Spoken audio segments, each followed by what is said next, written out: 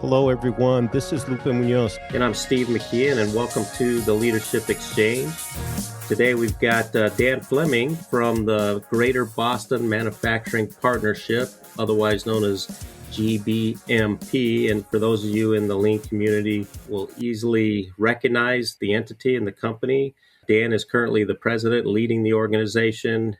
Over the last 20 plus years has been a consultant within the business and has just a lot of industry experience. And I'm going to turn it over to you, Dan, just to maybe tell us a little bit more about yourself. Thank you, Steve, and thank you, Lupe, for inviting me today. So I'm Dan Fleming from Gbmp. I'm currently president of Gbmp, but I'm a long-time lean consultant. Been with the company for 25 years. And I'm still a student, though, still a learner. Got a fair amount of experience, as Steve mentioned, but lifelong learner. Love to participate in these type of events.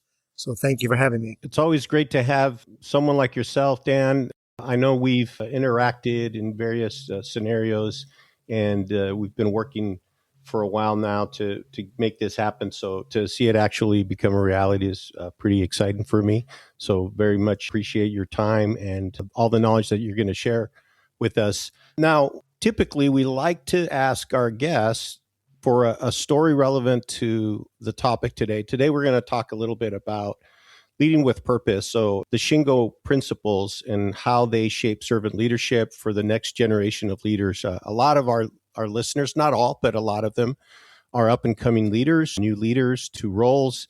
And we feel this is a really interesting and relevant topic for them and that you could really add a lot to. So if you could share a story that you think might be relevant to that topic, we'd appreciate that. Absolutely. So one example comes from my early career. When I joined an organization, I was joined as an engineer and then became a manager. So I was a young guy and I had a title. And because I had a title, I was asked to participate in problem-solving teams and project teams. So because of that title, I was always asked, along with others, to be a part of the team that did all the creative work and all the improvement work.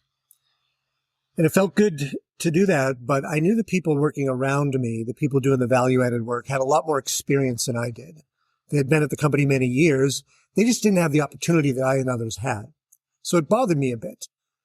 They were doing the value-added work, so they had less time than I had, and I understood that. So the only way I could help somebody contribute the way that I and others had was initially incorrect. It was a misunderstanding on my part. But the only way I could help somebody back then was to look for an opening in the company and encourage someone to apply for it, to advance out of their role and become sort of a team leader, group leader, supervisor, so they can be part of the team that it's picked for all the projects and all the problem-solving work. And that might have happened, but it was sort of few and far between. When I started learning more about continuous improvement and maybe continuous improvement done correctly with servant leadership and the principles of the Shingo Model, specifically respect and humility, everything changed for me. Everything changed. Initially, I thought it was the work of management, and the only way for team member associates to participate is for them to be a part of that team. But once I learned the principles in servant leadership, everybody around me and everybody in the organization had the opportunity for meaningful work, and it had nothing to do with title. So I immediately found ways to have team members, associates contribute as if they were the manager, as if they were the problem solver. And initially it was a misunderstanding on my part, but learning about the Shingo Model, learning about servant leadership, everything changed for me on a dime. And I found ways for employees to contribute. I found ways to allocate time for them to be the problem solver, for them to be the continuous improvement. And I certainly did it too, but I was more of an equal. We did it together. But I would never have done that without learning more about the Shingo Model and learning more about servant leadership. But it actually made a huge difference in my career. Yeah. Dan, that's a great opening story and, really, really resonates with myself. And I think just a lot of our audience as well. I can remember my first opportunity to lead a team. And, I was just good at the work. I wasn't necessarily good at leading people. And I was instructed to follow And I think I shared this on a previous podcast, but I was instructed to kind of follow, make sure people know you're in charge. And it just didn't resonate with me well either, because I was younger than most of the team I was leading. And so, I really had a paradigm shift as well in learning kind of that same thing that you just described, is that, being a leader is not necessarily giving orders. It's really creating that environment for your team to be successful, including yourself, right? And so I think that is, very profound and a great introduction story into the connection between servant leadership and what you've been sharing for many years now with the Shingo principles and practices. Thank you for that story. The other thing to add to that, Dan, I love that story, is it really starts to set the, I guess, foundation for our discussion today around the power behind the servant transformational leadership behaviors and the Shingo model. And for those listeners, maybe if you can just give us a very brief overview of what the Shingo model is. I always describe it as sort of a great framework around operational excellence, but also with the leaders' behaviors and the team's behaviors in mind. So absolutely. It's a framework for operational excellence. It connects, for me, principles, which are like values that guide, inform, influence behavior, but it connects what the principles, which are really important, and we can cover a couple of them, connects them directly to systems and tools. And the better you connect them, the more likely those systems and tools are going to drive behavior closer to an ideal behavior. And then systems and tools are connected to results. I mean, the work we do is for a result, to give a product or service to a customer, but it's also the improvement work that we do is also for a result, to improve the way we do that. So for me, it connects everything really well, and it maybe operationalizes some of the concepts we've learned over the years. One example might be the principles of the Shingo model. They don't sit out on an island somewhere by themselves as if it's something to also do or to aspire to understand. They're integrated directly with some of the systems and tools we have, the results we're getting. And then the central part of the model is human development, or people. And the Shingo model does a really good job at taking the word people or the words human development and further describing, like, what do we actually mean by that? What we mean is how people engage, how people participate, how people contribute. So we're coining it as culture and behavior, or describing it as culture and behavior. So the Shingo model does a really good job at sort of connecting all those pieces, so they're not just separate things sitting out on islands by themselves, but also driving behavior. When you think of an individual, for example, someone like a coworker, we tend to sum people up according to the department they work in, the title they have, maybe the years they've been around. But we also sum up people according to how they behave, how they act. And there are some folks in the continuous improvement environment that always behave in an ideal way. And there's others that might not behave in an ideal way. So we can sum them up that way. And the people that are behaving in an ideal way, they're doing it for a reason. They understand the principles more deeply. Maybe they understand the big picture. And the folks that may not be having ideal behavior, I think the model is for them to help them learn what others have learned already, to move their behavior closer to an ideal. I might have summed up in the past as they simply don't get it. But the Shingo model helps everybody understand the proper mindset, the proper spirit, the proper attitude when we do continuous improvement. So it actually fills in a lot of blanks and does a lot of connecting of the various components, all for the purpose of getting better results. Dan, I think what's really interesting, as I started working with Lupe Munoz several years back, and I recognized a lot of the teachings or the interest that he had, the way he was leading, really was based in servant leadership, but also, connected to Shingo principles. And I made a bad assumption that he was very familiar with Shingo already. And as you know, my background in automotive, worked for a company that had been very deep into Shingo and, receiving awards at many of their facilities. So I just had made that assumption because of the way Lupe was talking to me and others in the organization. Lupe, I don't know if you want to share that story, because it is an interesting story, and I think it really does relate to why we were so interested in having Dan on, is the connection between we're sharing and practicing in servant leadership, transformational leadership at the organization we're with, and the introduction of the Shingo principles and what that did for the organization. It's a funny story. Dan, I don't know if you're familiar with one of our peers. He works for a different company now, has for a while, but his name's Tony Coleman, and him and I started in the same company, I'll say, within the industry.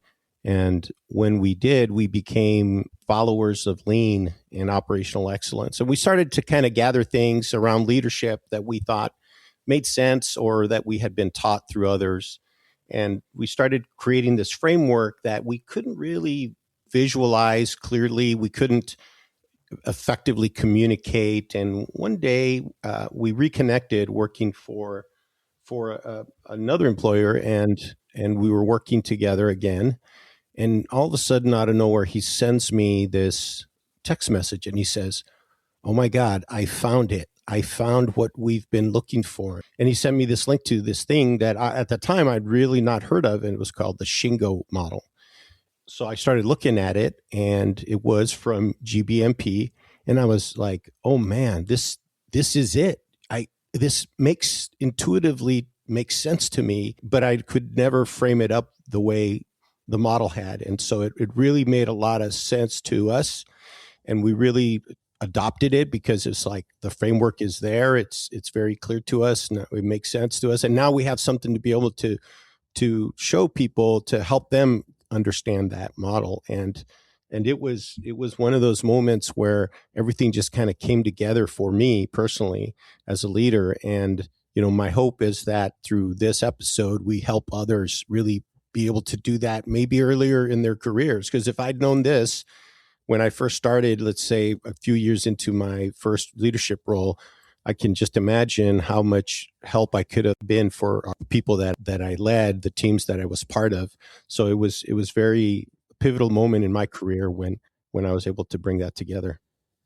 Dan, and I can tell you, it was on a Saturday morning. Lupe called me all excited. Normally he's not going to call me on a Saturday unless we've got something already kind of set up. He just started going on and on about the Shingo model, and I thought he was punking me because I was like, okay, what have we been doing for the last 2 years? And he just had this revelation, him and Tony Ball. So it was fun because I made an assumption just based on what he had picked up and learned, over his career. And then, once we layered into the Shingo model more, it just really became very powerful. And as Lupe mentioned, connected the dots. But yeah, great story. Thanks, Lupe, for sharing that. Dan, I want to kind of walk back to your first introduction to Shingo and what attracted Gbmp towards Shingo and becoming a company that really focuses on consultation around the Shingo model. My first introduction to the Shingo model was working for a manufacturing company here in Massachusetts. We were a traditional manufacturing company, family owned. When I joined them, they had been around for maybe 100 years. A lot of growth in the early years, but it was flat when I joined them. I worked in a department that was a smaller startup. Electronic department is what it was. The company made electromechanical products, but because we were electronic, it was smart products. We were the future and the growth of the company. So we had a lot of backlog and a lot of new customer demand, a lot of new products.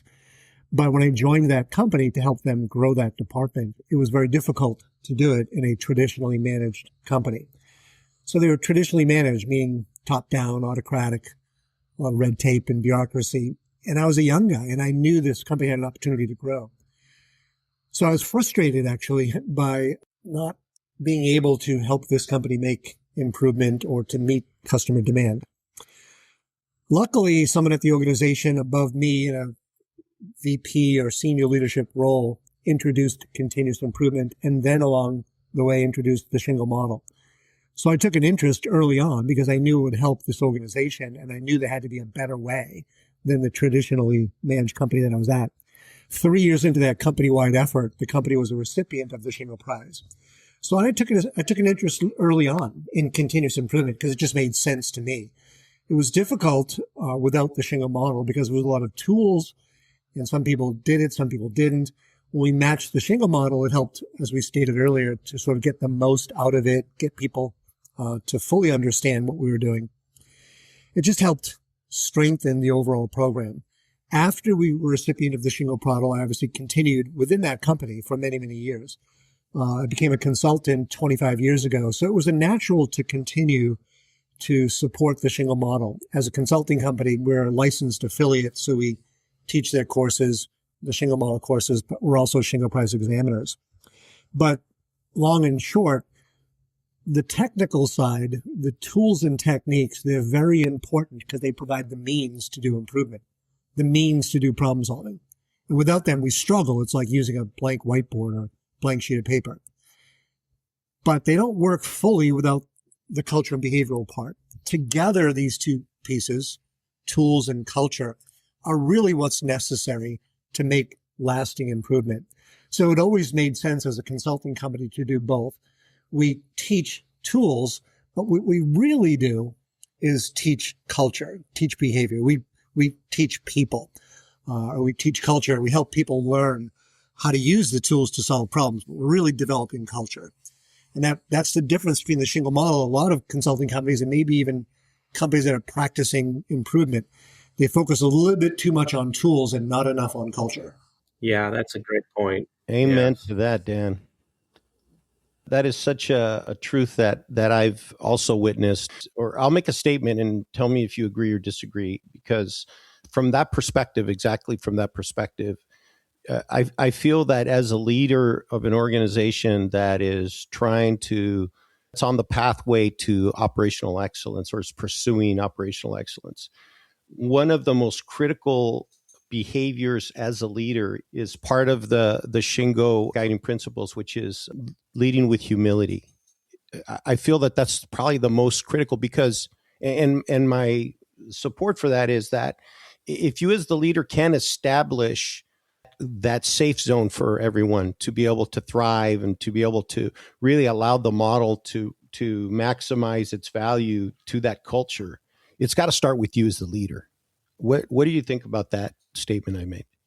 So the respect every individual principles within the and lead with humility principle. The respect every individual and lead with humility principles for me are hard to decouple. They're two sides of the same coin. They're both necessary. But more specifically, humility is a term that we probably don't know as easily as we do the respect term. The respect term everybody understands to some degree, and we should talk about that a little bit too, because I think there's more to it. But it's a little bit easier because we learned it as children. We learned it in school. We learned it in church, what the word respect means. Humility is a little bit tougher, but they're both really important. And in the Shingo model, we put them in a category of principles called cultural enablers. They enable the environment for improvement. They enable the right environment to get all the other principles to work, or to the rest of the model to work. So they're critical, and I always knew they were critical, but a deep understanding of both of them is necessary. So humility is a mindset for learning and improvement. It's being open to the idea that we, including myself, could actually learn and could actually improve. Or maybe that I don't have all the answers, that that others can contribute beyond just me and a few others. So it's critical to have an open mind that we have opportunity for improvement, we have problems to solve, and that I don't have all the answers. It's critical to creating an inclusive culture. Lean, for me, is always meant to be inclusive, meaning everybody. But for many organizations and for the industry as a whole, the lean industry as a whole, we have yet to deliver on that promise. And the reason we have yet to deliver is because of the word humility, this openness to learning from others or having others contribute, participate. But it's where everyone is on the lookout for problems and everyone's engaged in problem solving. Without humility, those two things will be, again, the work of management. It'll be limited. And I guess everyone else is expected to keep their head down and put in a good day's work.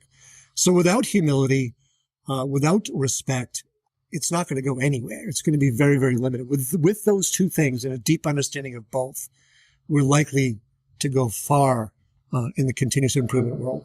Dan, that's a great point there. And, one of the breakthrough areas that Lupe and I have run across as we're doing leadership training in the organizations where we have worked is kind of working through the nuances there of, respect every individual and lead with humility. And one of the things that especially a new leader, not even a new leader, I'd say any leader can struggle with at times is always having to be the person with the answers and teaching them as part of that leading with humility. It's okay to say, I don't know. And one of the things that really resonates in servant leadership philosophy is that where we're encouraging as a leader others to share information with us, right? We're going to listen. We're going to listen with empathy.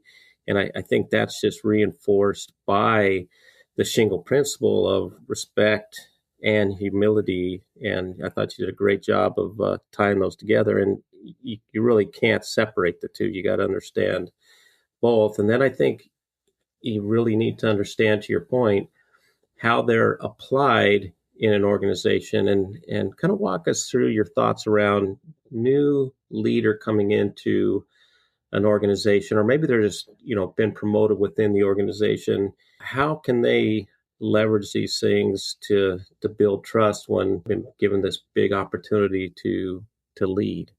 So thank you. Yeah, one example is we all face the dynamic of what made us initially successful as an individual at work.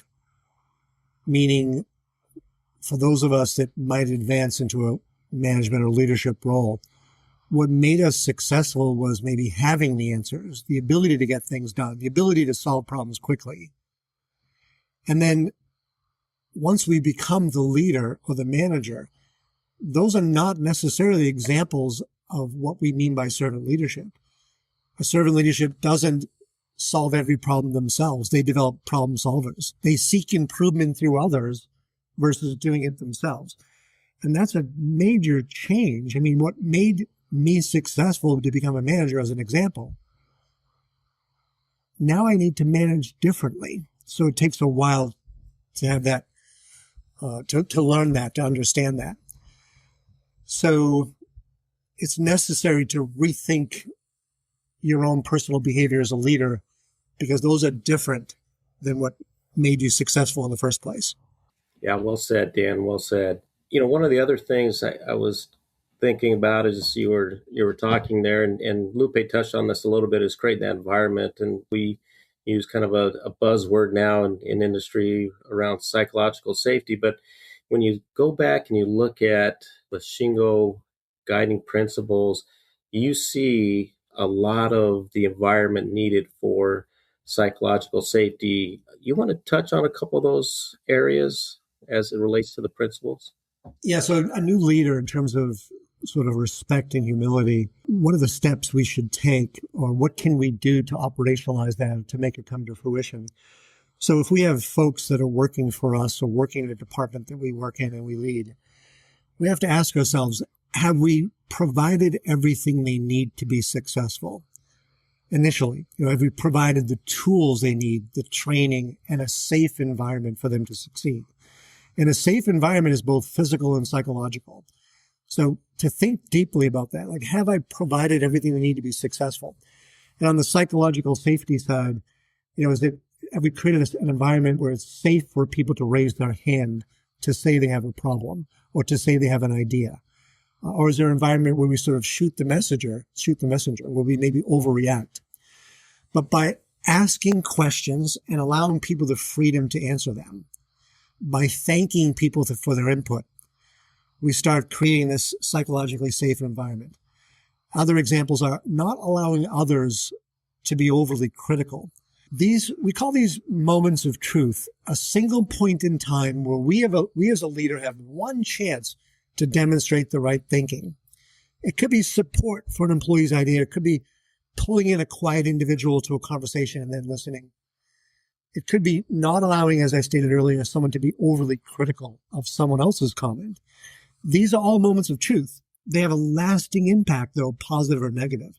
And it's often hard to replay them. You can't go back the next day and say, hey, I responded incorrectly. So the Shingo model teaches us all about ideal behavior. And behaviors are in the moment. So responding and so obviously asking questions and listening and then creating that safe environment where people can actually contribute and not be criticized. Sometimes what we're doing, another example might be brainstorming. Brainstorming is a common thing that is done in continuous improvement related to problem solving or ideas for improvement. But I often see during brainstorming, all of a sudden where it's supposed to be sort of a free flow of thoughts, all of a sudden come in the 3Ds, I call them. We start discussing, debating, and dismissing what's supposed to be an open, free conversation. So brainstorming should be a free flow of ideas, and it shouldn't be discussed, debated, dismissed, but it often actually happens. So as a leader, we need to say, time out, team, time out. We need to listen. We need to allow this environment to occur if we want it to. Yeah, really great call out, Dan. One of the things that I've experienced and, would love your suggestion in that situation is I have seen where brainstorming like that happens. Hey, we're going to talk about our some of the problems we dealt with, some of the challenges that people dealt with. Like, for example, the organization I'm part of right now, we have at the end of our harvest season, it's busy 3 months of the year when we're bringing in a lot of our raw goods that are materials that are going to go into our finished goods, and we really like to have the teams come together and tell us what were the biggest problems and that we're going to try to go after as an organization to help for next season. And usually, I feel it's almost human nature that people go to brainstorming solutions. So they'll brainstorm the solution. How does someone get to what the root problem is does it happen during that brainstorming? Is it a clarification process to clarify, okay, you've given me an example of we need more of this. Does that get challenged by saying, okay, what makes you say that? Or do you just collect that and then go after it later to keep the energy going with the brainstorming? Or is that stifling to that process? I think there's definitely some tools that can help. So root cause analysis or the 5 whys, but also asking questions like, why is that? Why is that? Why is that? And why does that occur? So it is necessary to get to that deeper root cause to come up with an actual solution or an actual countermeasure, because we might be solving the wrong problem. So that takes some practice. I think there are some tools and techniques, but also, that's where leadership and management can come in. If we have experience or we realize that we're not quite there yet, we just continue to practice that. I think the asking why and getting to the root cause doesn't come natural to us. We want a quick solution, and the word solution we might also avoid. Solution kind of feels final, like it's the answer to the question. In continuous improvement, and certainly the Shingo model, we start using the word countermeasure, where it's like just one step towards better because we're talking about continuous improvement. But you're right, it does take some practice. I do think a good problem-solving process, a good idea system, it starts with defining what is the problem. And usually that's the hardest part of the whole thing. Like, because people, like you said, just jump to a solution when we really haven't even defined what the problem is yet. So, for example, an idea card, an idea system, a good idea system does start with the problem. It's just a feeling that I know there's some innovation and some creative stuff out there for ideas, but most of the cases it has to do with something that's harder than it should be, or why am I doing it this way? So it starts with a problem, and then it leads to, why is that a problem? And lastly, what can we do about it? So there are some techniques that guide you through that process of what is the problem? Why is it a problem? And, what can we do about it? So there's another 7-step process, for example, that guides people through the deeper, like what happened, what was supposed to happen, what actually happened, why it happened, and then finally ask how to solve it. But we want to go very quickly from what we think is a problem to a solution, and we may be off the mark. So long and short, I do think some of the tools can help. I do think practice can help as well. Dan, I really, resonate with a couple things that you've said here this morning. I want to go back to one of them because I think it really applies to our audience in terms of being a student for life. You used in the introduction that, you've been doing this work for quite some time, but you are still learning. And I think that's one of the things that, Lupe and myself talk about is just our own journey. One of the nice things about the podcast is it's giving us exposure to people like you and others that come in and share some wisdom and knowledge. And, I think that environment is so important for a new leader to just set aside time to learn and be the student, but then also in deep respect for others, allow them to do the same. It's, I guess, kind of walking through, let's think about a new leader in their first 90 days. How can they embody some of these principles that we've talked about a little bit here today and just, really kind of set the stage so that as they start to lead a new team, they can build that foundation of trust? So coming off your lead, it's definitely to set the stage of the organization being a learning organization. Nobody's an expert, even people that have been around for a long time. So, and recognizing that starts with yourself, myself. So learning the principles of lead with humility and respect every individual.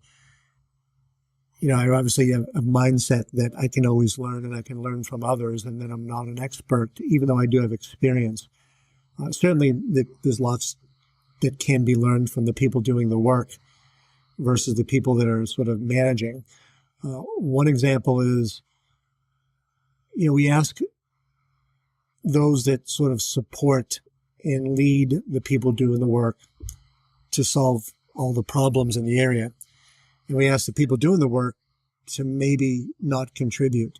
So there's a big disconnect. There's a disconnect between the people that are expected to solve the problems that may not know all the problems. They may know some of them, but not all of them. And then others that are actually doing the work that actually might know the problems and might know what to do about it. So creating a learning environment for yourself and others. But leaders should go to the workplace, of course. They shouldn't just do an interview. They shouldn't just ask a lot of questions. So they should go to the workplace.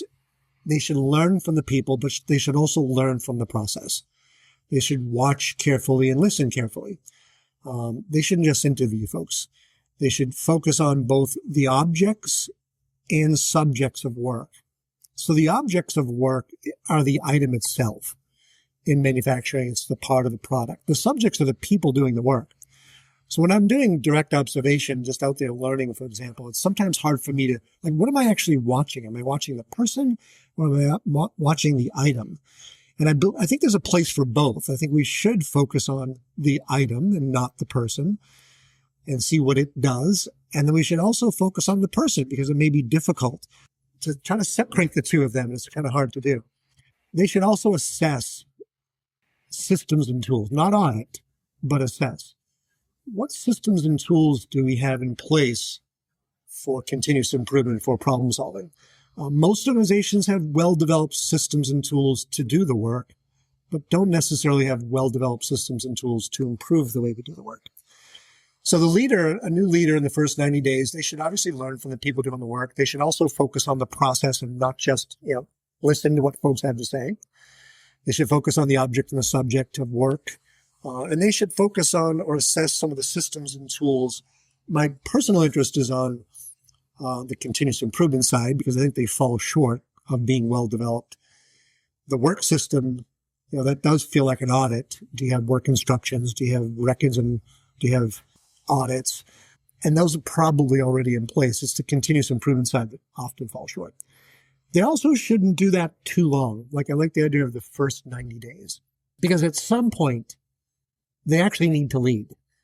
They should not stop, but they should slow down just this being a sponge and constantly learning from the people doing the work and actually start to make some decisions on their own.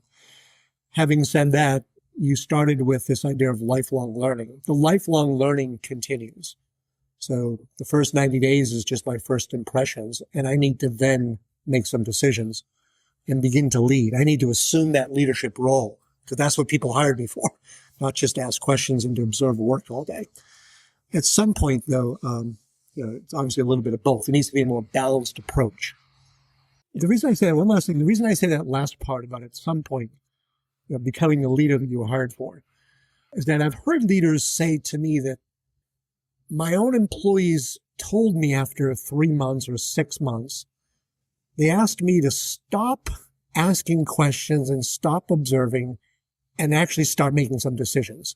Like, when are you going to stop running around doing everything for us and running around asking questions and learning from us? When are you actually going to start to lead this organization?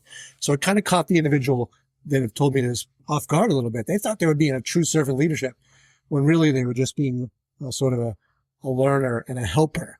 And their old employees told them, no, we also need you to lead. Yeah, that resonates well, I'm sure, with a lot of folks listening, because it's that balance that you described. And I guess the one other thing that I would annotate on what you've discussed is you've got to make this 90 days fun, right? If you go into it just with this kind of very tactical mindset, you're going to lose the joy of learning. And one of the things I loved with the time I spent in automotive was, as we were going through some pretty challenging times, we had these teams that got together, and it was fun solving these problems and creating that environment. And so I think that maybe is one other area as a new leader going into this is don't take yourself too serious. You got to be serious, but don't take yourself too serious that you can't have fun as you're learning. And so I just wanted to add that last point there. Lupe, I know you got a couple other questions. Let me throw it back over to you.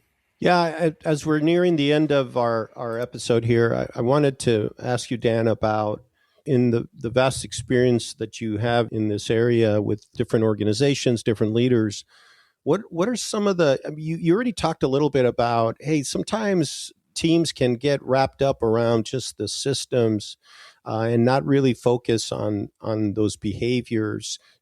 What are the more, maybe a little more specific, what are the more common traps that leaders can find themselves? It sounds like one of the last example around the leader that was spending their whole time learning and not really leading in any way is another example. Do you have a few others that maybe our leaders could reflect on as they're listening? I do.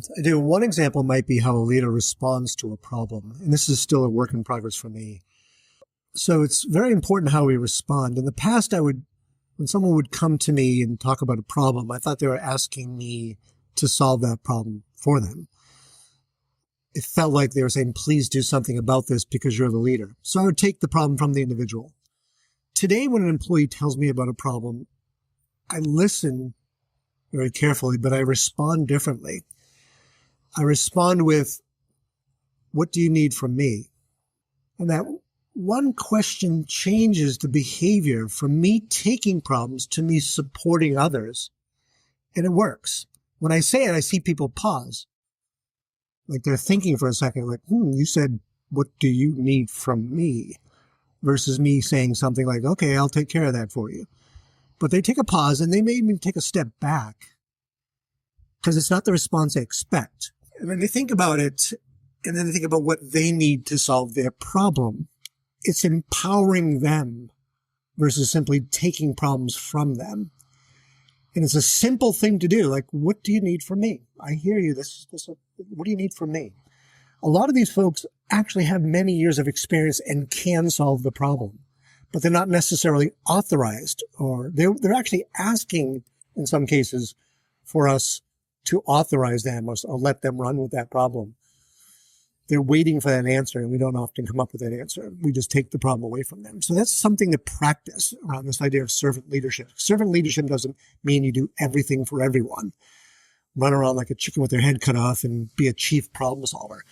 It doesn't mean that you delegate everything either. So there's some things that you really should get really involved in. But pick your spots, and especially as it relates to something you know the individual can handle, or you know it's within their purview. What do you need from me? What do you need from me? I love that. That's a very powerful question, very thought-provoking. Can you give us one more gem for the crowd? Yeah, for sure. One piece of advice I can give a new leader is, commit yourself to learning as much as possible about both the Shingo model and servant leadership. It will serve you well over the years. They're both really needed for great leaders to become great, or leaders to become great. It asks us not to change everyone else. It's interesting when you go into it, you think that it's everyone else that needs to learn this stuff.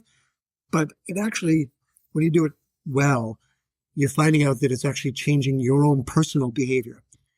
Change your behavior, not necessarily the behaviors of others. That's a big change. And, how do you change your personal behavior? Hard to do until you learn these frameworks of servant leadership and the Shingo model. It requires a deeper understanding. I think superficially, intellectually, people get some of these concepts. Like they get it intellectually in the surface of their mind. But what actually causes people to change their behavior or change the way they lead or change the way they think comes from a much deeper place. It's not necessarily in their head. It's more like in their heart or their gut.